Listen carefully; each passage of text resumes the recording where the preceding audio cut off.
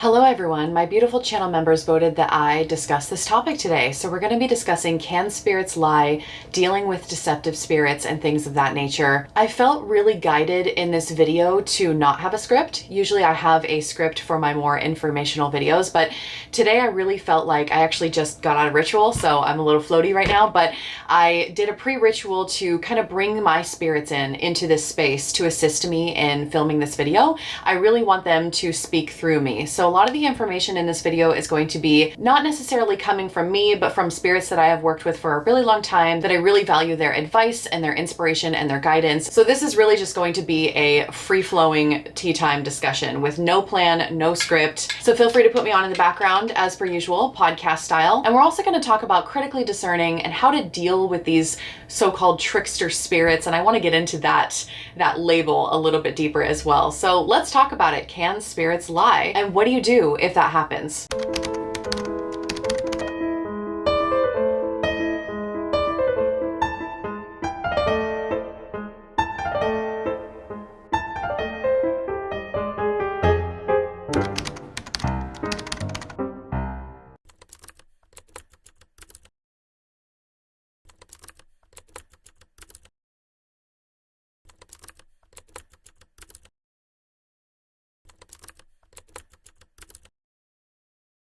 If you are new to my channel, I did make a video a long time ago called How to Work with Spirits. I will put that in the description box below if you have not watched that video. That gives is a really good basis for what we're going to be talking about today. I feel like today is kind of part 2 of that conversation. So I'm not really going to be going into the basics of working with spirits in general or what I consider a spirit to even be. So if you are brand new to the occult scene, brand new to my channel, please go watch that other video first. I think it's going to give a lot more context to the things that we discuss in today's video. So the short answer is, can spirits lie? Yes, absolutely. Did you think that they couldn't lie? Oh, they can lie. But I do also think that the label of trickster spirit tends to be applied a little bit too often, especially on social media. And in the case of TikTok, we have people on Witch Talk talking about trickster spirits and you got to watch out for them and they're out to get you. And I definitely don't want to put any sort of fear mongering into this video. I'm not saying that spirits are always out to lie and cheat and deceive you, but I find that spirits are like people. Everyone's a little bit different. If you're walking down the street,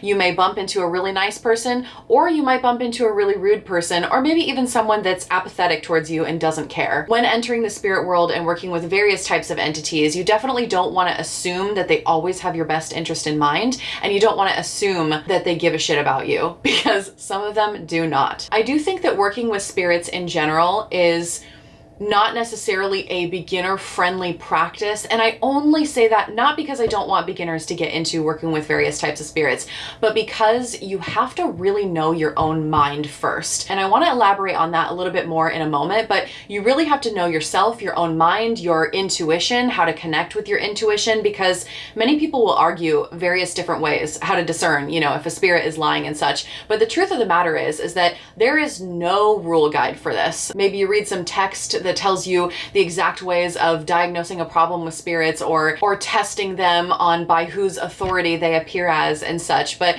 in general, across the wide range of witchcraft, occult, and spiritual circles, there is no one way to do this. I truly do think that discernment can look differently for different people, different spirits, and I really do feel as though this is more of an art than a science. And so because of that, it can be a little bit abstract. You do have to have a really strong sense of self. Maybe you've done some practices to connect to your intuition, to your psychic abilities. I want to also plug, I had a psychic on this channel. Her name is Raya Thorne, and I really adore her. So I'm going to link her channel in the description box below. If you're a beginner and wanting to really work on your intuition and your psychic abilities, definitely go check her out. She has an abundance of free content, and then she actually takes on students as well as like a whole separate thing. But I don't get anything for suggesting her, mind you. This is not like a commission type situation. I just really love her and I like providing resources for you guys. So putting that aside, Okay, so we've established it's not necessarily a beginner-friendly practice because you need to know how to connect to your intuition. Maybe you need to learn how to meditate. Maybe you need to learn a system of divination. One of the easiest ways to test a spirit to see if they're lying is to use divination. Either that's through scrying, through a bowl of water or a black mirror or a piece of obsidian.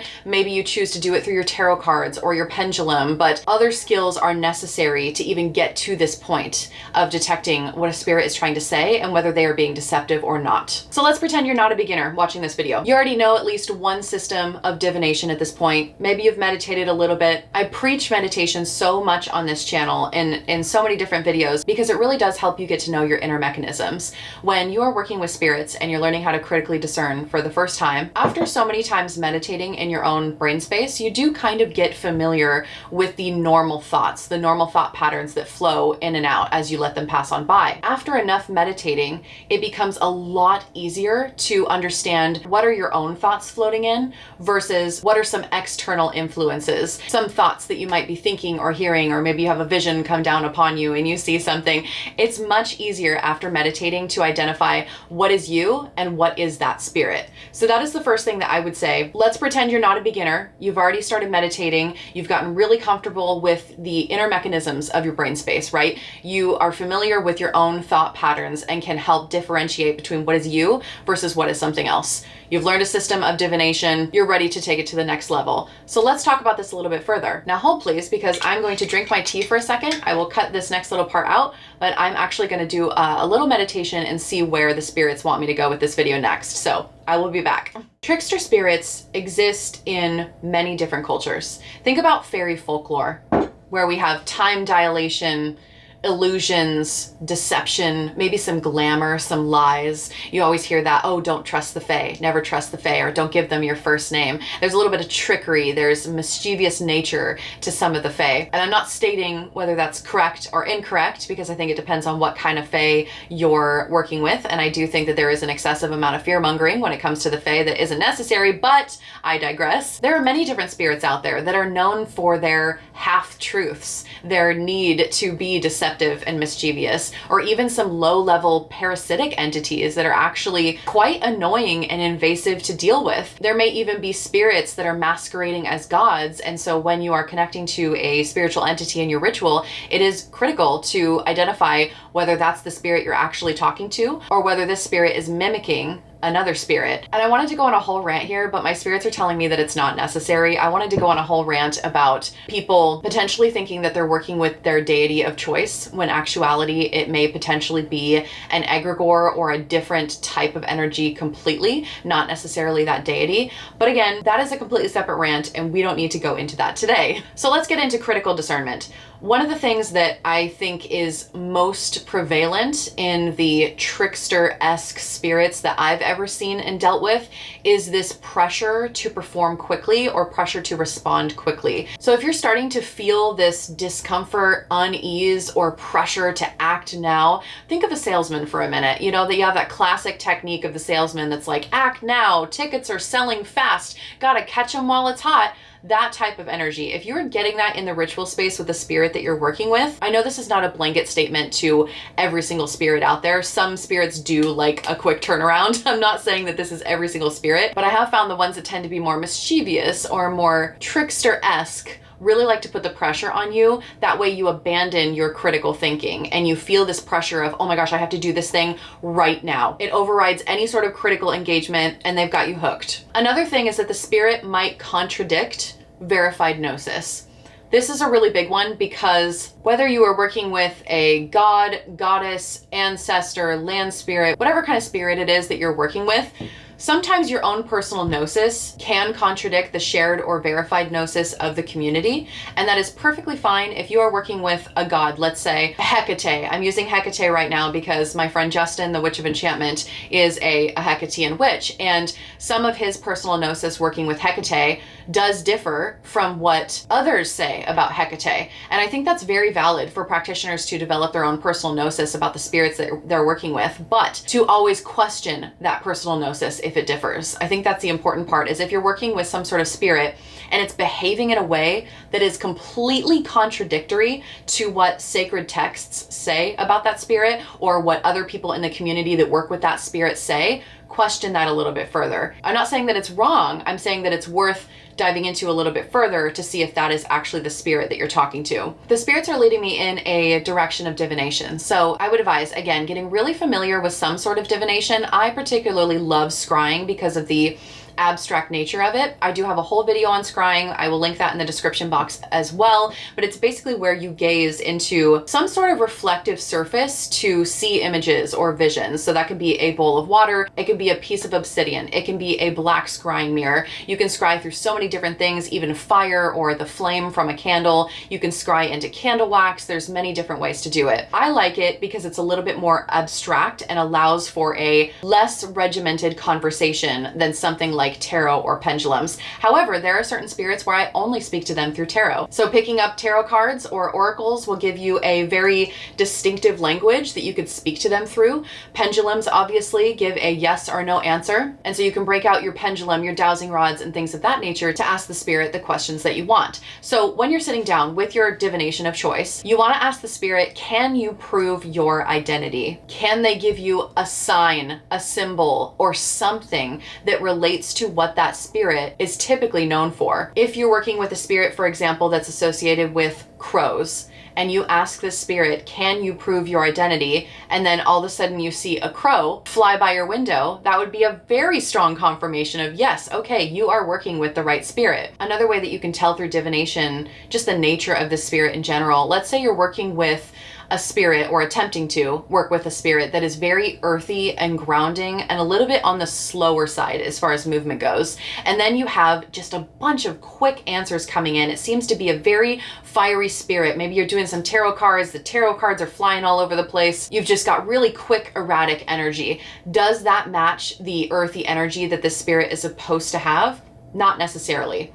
Spiritual hygiene and setting boundaries is another very, very important part of the process when working with spirits and really trying to discern who it is that you're talking to. So again, this really isn't a video for beginners per se, because I would assume at this point you already know banishing and warding and things of that nature. And if you don't, add that to your research list. Make sure that if you are working with spirits that you know how to banish them properly before invoking or evoking something. If you are working in a more ceremonial system, there are going to be divine names. There's going to be this authority and hierarchy with the spirits that you're working with. And so you can use these specific divine names to help coerce this particular spirit into telling you the truth. And we will get back to that momentarily because the spirits want to talk about fear mongering. So let's talk about it. Something that really pisses me off is that, and I'm just going to get really candid with you guys, is creators that are profiting off spiritual paranoia.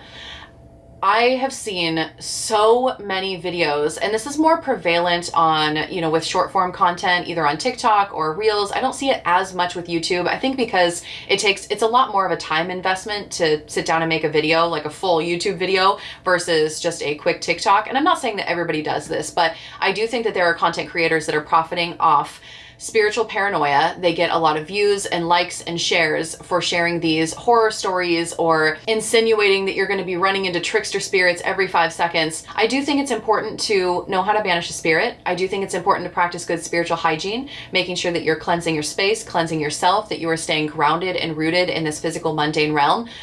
But to be transparent, I didn't meet a trickster spirit until I went out looking for one. Now, I know that's not going to be everyone's experience. Sometimes it just happens, but I don't think it's as common as people make it out to be online. If you're fucking around and finding out, then yeah, you probably will find out. But if you're sitting down to pray and wanting to connect to the spirit, the likelihood of some low-level entity coming in and trying to consume your life is pretty low. I think some creators also use this to boost up their perceived authority on the matter. I see this a lot with content creators, and I promise I'm really not trying to go after content creators in this video, but this is a very loose tea time session that we're having right now. But I think there is a level of gatekeeping with content creators and them showing these scary paranoia-inducing things in order to make themselves also appear like an authority figure, someone to appear respectable because, ooh, they've done it all. They've worked with these scary, big, bad entities, and so they must have tons of experience, right? They must be a super experienced practitioner, when really they're just trying to increase their following and they're just getting profit off it. So I have a question for you.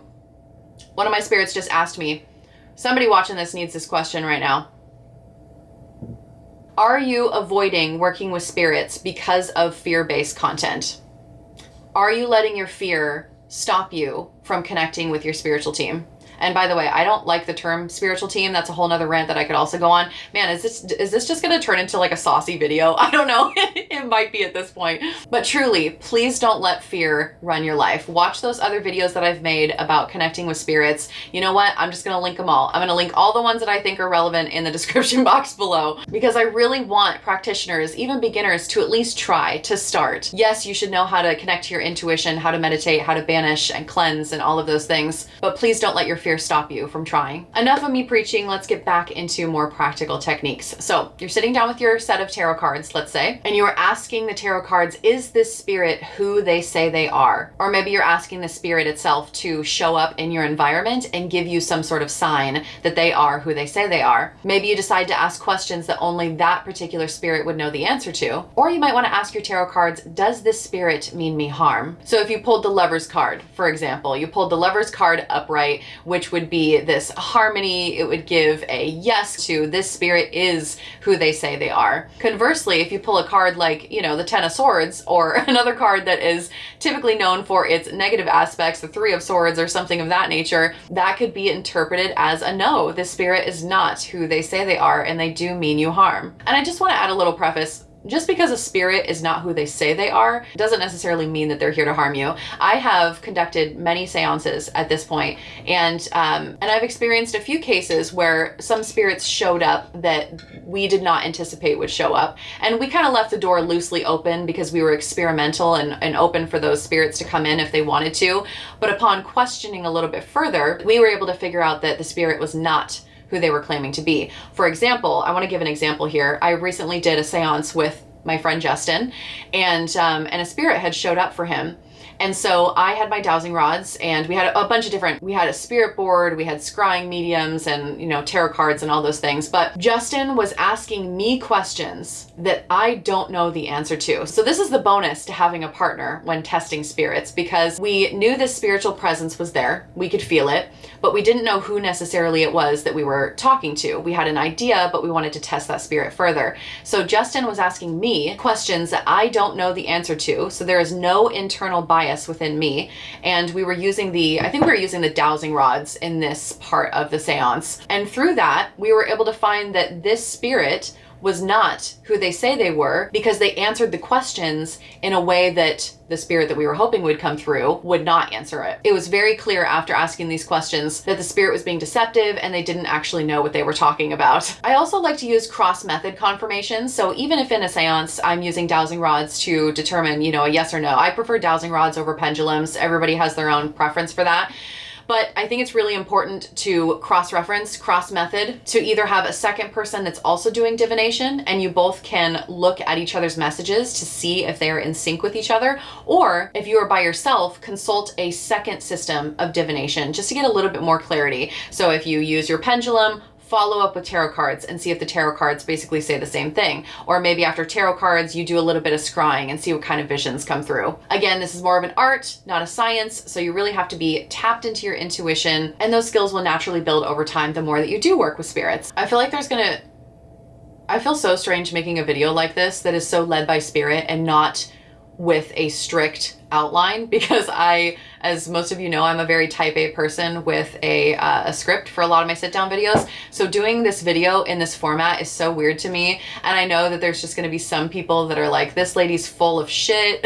And you know what? There is no one way to do things. If you listen to this video and you disagree with everything that I say, that's fine, because we're all allowed to disagree with each other. And I know that ceremonial magicians watching this might have a hard time with my answers as well, because they may have a very specific set way of testing spirits, but I am not that. And I'm here to share with you the years that I have leading seances and what I've experienced working with various kinds of entities. If you were going a little bit more of a ceremonial route, you can say something along the lines of, by the insert divine name here. If you are truly the spirit that I think you are, then reveal this specific sign that I request that has to do with that spirit. So I mentioned earlier in this video, a crow flying across the window. Request that. Ask to see a crow within the next 3 days. I mean, now you want to be realistic and make it something that's actually achievable for the spirit, but ask that spirit to bring you a crow within 3 days time. And then over the next 3 days, if you see a crow that seems to be abnormally there, let's say you live in an area where there's really not that many crows, and it's not very likely for you to just walk out of your house and see one flying up and sitting on the edge of your fence or something. You want to ask for signs that are attainable, but also not likely. I see rabbits running across my yard every single day. So if I were to sit here and ask a spirit, if you are truly who I think you are, and they are associated with rabbits or something, show me a rabbit in the next 3 days. Well, of course I'm going to see a rabbit out in my yard because they run around all the time. So general rule of thumb for me when I'm asking for signs or symbols from spiritual entities is it realistic? And is it unlikely? That way the sign really, really stands out and I'm able to take that for what it is. I also think, going back to boundaries, I do also think it's very important not just to know how to cleanse and banish and all of those things, but to state your boundaries at the beginning of ritual. So you can simply, if you're following a more witchcraft tradition, casting a circle, let's say, some sort of energetic boundary to really kind of keep out the types of entities that you don't want in your space. I've talked about this many times before, but I have a sigil that is above, I'm looking at it right now, above all of my doors, particularly for my ritual rooms. And that sigil acts as sort of a filter. So it only allows the specific kind of spirits that I want in my space, and it does not allow any other spirits into the space. So it's a little bit of a guardian spirit for me. That sigil I've sort of turned into a servitor over the years. It kind of acts like a bouncer. And I do think spiritual bouncers, if we're going to use that word, probably not appropriate, but it is a really good way to help filter spirits as well. You can call in someone that you're already familiar with. Let's say you've established a relationship with your ancestors or Archangel Michael or whatever the spirit is. Maybe you've already established a good connection with those spirits. Have them come into your ritual space with you to help you discern who these other spirits are, if they're being deceptive, and to coerce them into either going away or telling you the truth. There was a point in my seances where I would always call on Archangel Michael as sort of a bouncer, and it really just depends on the time and place, because I find that, this is my own personal gnosis that I'm inserting here, Michael really kicks people out, almost to a point where it's a little too much sometimes. And so it depends on the environment. Sometimes I will go in with no gatekeeper spirit present because I really want to attract a wider variety of spirits to speak to. But sometimes if you are a little nervous and you want to be a little bit safer, call on someone like Archangel Michael to oversee you, or an ancestor that you're working with. Or maybe instead of calling in a specific gatekeeper, you would say something along the lines of, under the authority of, insert your divine name here, by the light of truth, no false spirit may speak to me. Again, this kind of goes back into the ceremonial magic idea of, spiritual hierarchies and divine names, and lesser spirits must respond to higher spirits that hold authority. Going back to signs, we are all over the place in this video. I really like multi-layered signs. So going back to the crow flying across your window, right? I like multi-layered signs. And what I mean by this is, let's say you ask the spirit to show you a red feather, the name Thomas, and a reversed Ace of Swords in the next 3 days. Now that is a lot more complicated, and maybe you give it 7 days instead of 3 days, but if you're feeling really uneasy and unsure, and if that spirit really wants to connect with you, and of course these signs and symbols have something to do with what they rule over, they will provide those signs for you. All right, I've got a handful of quick tips that I want to add into this video. I actually don't want to add them, but the spirits I'm working with really want me to add them. Oh my gosh, this video is going to get so controversial. One of the biggest tips, I think, when it comes to figuring out if a spirit is lying to you or not, or if they're being deceptive, is if they're placating to your ego and they're giving you a lot of flattery. If they call you the chosen one, or if they make you feel like you are incredibly special. Now, don't get me wrong, there is something so special and sacred about working with various different types of spirits, but there's also a humbling experience to it where you realize that you are not the center of the universe. And if there's a spirit that's making you feel like you are some sort of chosen one, why are they making you feel that way? What does this spirit gain by making you feel special? And does their praise come with some sort of request or requirement from you. I have seen so many people hit that slippery slope into spiritual psychosis where they think that they are talking to a god, and maybe they are, maybe they aren't. I'm not the person to say whether they are or are not, but they then become the chosen one by this god. And there are almost always requests or demands from this spirit that then impact their life because they have to fulfill these requests, but they're so consumed by this god's flattery of being the chosen one and having this inflated ego that they don't realize that this is actually a parasitic entity that is coercing you to do all of these things by feeding into your ego. I'm not saying that's always the case, okay? I know what I just said is so controversial. I know that, but it needs to be said, okay? We're not special. And if we are special, all of us are special. There is some weird phenomena that happens in this space where magicians end up thinking that they're the center of the universe, that they are the special chosen one on the hero's journey, and it goes into an unhealthy space really, really fast. Again, I'm not saying that this is the case for every time, but if a spirit is placating to your ego and giving you a lot of flattery, that is cause for concern, and maybe just double check the messages that you're receiving. Another tip, use a time delay. So I will often use this when working with newer spirits. I think time delays are really important because, again, going back to these deceptive trickster spirits, they tend to want immediate action. They want you to act right now. They are that salesman that's like, act now, the tickets are selling out fast. And so if you delay things and wait a couple days and then go back and to, sit down with your tarot cards, your pendulum, your scrying methods, so on and so forth, using that delay in time to create some space and not play into this sense of urgency will really help weed out the spirits that do have your best interest in mind. Because personal gnosis here, I have found that the more trickster-esque deceptive spirits, they don't have the patience for that. They don't have the patience for time delays. If you're not going to give them the attention that they want right now, they're out of here. Bye. So you definitely don't have to rush to get confirmation right away. You also don't have to rush to make any sort of deals or pacts. You don't have to rush in your delivery to do something. Take a few days, and that will naturally weed out the spirits that do not have your best interest at heart. Another tip, track your energy after contacting the spirit. After experiencing this ritual and, the spiritual entity coming into your space, so to speak, do you feel paranoid? Do you feel drained or obsessive? Are you constantly thinking about this spirit? Are you maybe doubting yourself, doubting your own intuition, or are you isolating yourself?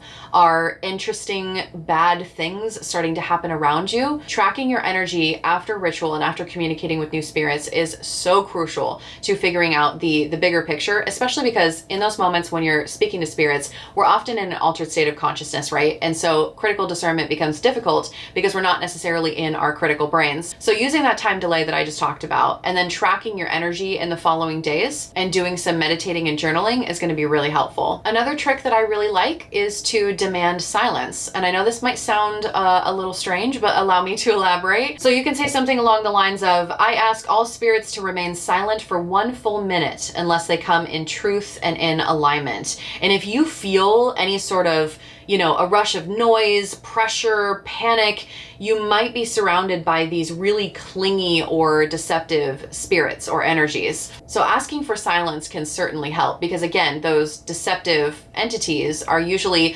very quick, bold, wanting stuff right now. Not always, but I do find that asking for silence really does help. And lastly, I really do think that epithets or using epithets in ritual can help weed out the spirits that you don't want to talk to. So if you're working with Hecate or Thoth or, whatever spiritual entity you're working with, look up some common epithets that are used for this god, goddess, spiritual entity. An epithet is really just this descriptive title or name that is used to invoke a very specific aspect of that, let's say, god or goddess. It's sort of like picking up the phone to the spirit world and dialing the exact number to the spirit it is that you're wanting to work with. Instead of just picking up the phone and saying hello to literally anybody that could be on the other side, or dialing a random, customer service, hi, hello, how are ya? You are dialing someone's specific phone number to bring them into your ritual space. And this is something that I've experienced with deceptive spirits in general, is that they really feed on vagueness. If you are unclear with what you want and unclear with your boundaries or casual, they may potentially take advantage of that. And again, maybe you're a person that really wants to fuck around and find out, in which go off, me too, been there a time or two, but just know that if you fuck around, you're gonna find out. So using epithets when you're calling upon any sort of god, goddess, and so on really just helps avoid vagueness, and it's just really clear with who it is you're actually calling into your space. So I hope some of these tips really helped. Definitely let me know in the comments below if you have other tips that I have not mentioned in this video. Again, because this was so unscripted and guided by the spirits that I work with, you know, if I did this on a different day, maybe I would have different advice. I don't know. So I'm sure there's plenty of things that I missed. Please feel free to leave them in the comments. And then we can get a little thread going of advice for people that are new to doing this kind of work. And again, please always remember, I am not an authority figure. I don't claim to be an authority figure. I don't want to be an authority figure. Okay, so you do what intuitively feels good for you, and feel free to take what resonates in this video and just dump the rest. Thank you so much for watching. I will see you in another video soon.